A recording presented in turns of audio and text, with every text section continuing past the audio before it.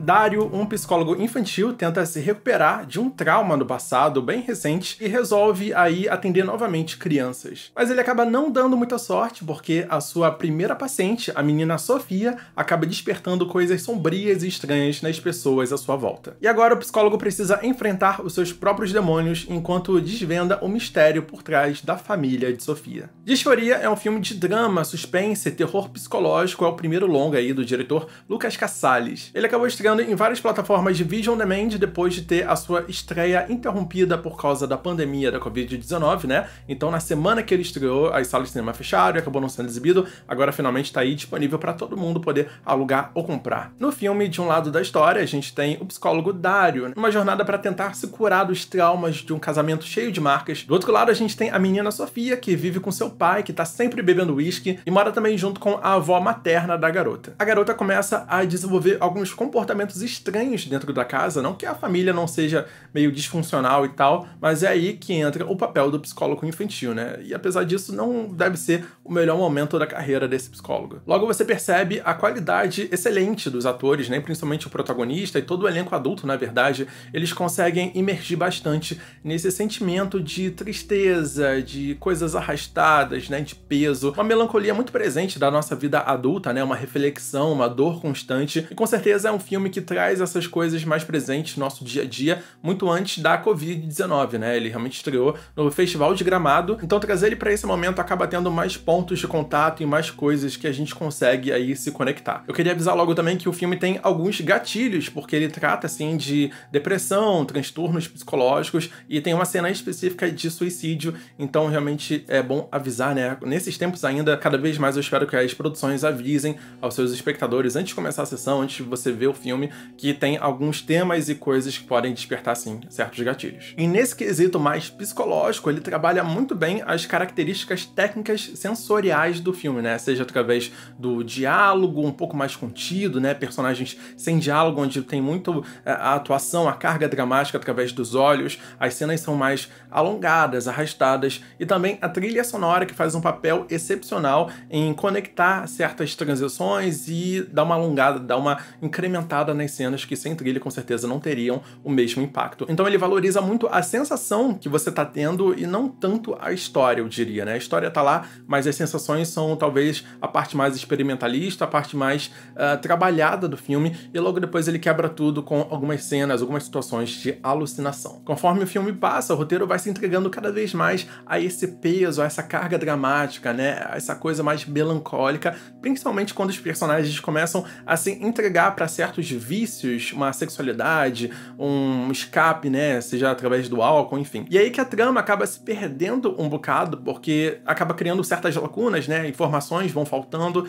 e é o espectador que vai ter que fazer essas ligações, deixando mais subjetivo, sim, os elementos da história. Quando o filme acaba focando nesses aspectos e não torna a evolução do suspense, né? A evolução do que está em risco, quais são os verdadeiros mistérios ou qual a importância do mistério, você vai acabar perdendo a maioria dos espectadores comuns, né? Os casuais, né? A galera que tá só querendo ver o filme, saber o que é. Eu acho que essa galera vai acabar se desconectando com o filme, principalmente quando certos personagens tomam atitudes extremas. Eu também achei que o elemento cigarro, né? O cigarro, o ato de fumar, que é uma forma de escape, um conforto ali superficial, ele acaba aparecendo demais no filme, de uma forma até irônica. Em certos momentos eu achei que só o fato de cigarro e a menção dele, a utilização dele, que ganhava foco em muitas das cenas, ele acabou tirando um pouco da minha atenção, então talvez pudesse ter sido reduzido aí a utilização desse artifício. Eu até procurei ali nos créditos pra ver se alguma marca de cigarro tava patrocinando e não tava não, então eu achei um pouquinho estranho assim. Duas coisinhas que eu senti falta foi que algumas cenas são meramente sensoriais, trazendo pouquíssima informação pra história, então elas acabam alongando ali o meio de campo, né, o segundo ato, a metade do filme, então elas poderiam ter sido adaptadas pra uma coisa mais de ação, movimentação, quebrar o ritmo um pouco monótono de certas cenas, ou ter sido descartadas completamente porque adicionam pouca coisa pra história. E eu também não gostei muito muito da boneca de pano da criança, né? A criança macabra com a boneca de pano, isso é muito clichê aí do gênero. Talvez pudesse ter usado um brinquedo mais regional do Sul, né? O filme se passa no Rio Grande do Sul, ou uma coisa mais brasileira, uma coisa mais inovadora, do que realmente um clichê ali da criança macabra, assustadora, que fala pouco. Coisas meio sem sentido, tem umas atitudes estranhas e tal. Eu acho que poderia ter sido trabalhada de outra forma. A criança como um todo, né? Não só a boneca de pano em si. Disforia teve algumas cenas que me trouxe umas sensações muito nostálgicas, porque boa parte da minha infância se passou no Rio Grande do Sul, né? No interior do Rio Grande do Sul, né? Meus avós são de lá, então me trouxe um pouco dessa sensação da família, daquela coisa toda quando a gente vai pro interior, né? Do Rio Grande do Sul, no caso, e também as gírias gaúchas, que eu também sinto falta um bocado. Isso foi uma parte muito positiva e eu fico muito feliz do cinema gaúcho, né? Tá se desenvolvendo dessa forma, tem muitas iniciativas no sul do país nesse sentido. Assim, o Brasil todo tá tendo iniciativas, mas dá pra ver certos elementos, certos aspectos e com certeza a gente vai desenvolver cada vez mais. Eu espero que usem esse regionalismo, né, também pra contar certas histórias. Conforme você explora esse universo junto com os personagens, né, e as situações, ele realmente tem menos cores, mas o trabalho de cenografia foi excelente, assim, todos os trabalhos técnicos, né, a sonoplastia, a trilha sonora, os atores, a direção, a fotografia é muito excelente, inclusive a direção é muito boa, então você vai ter planos de sequências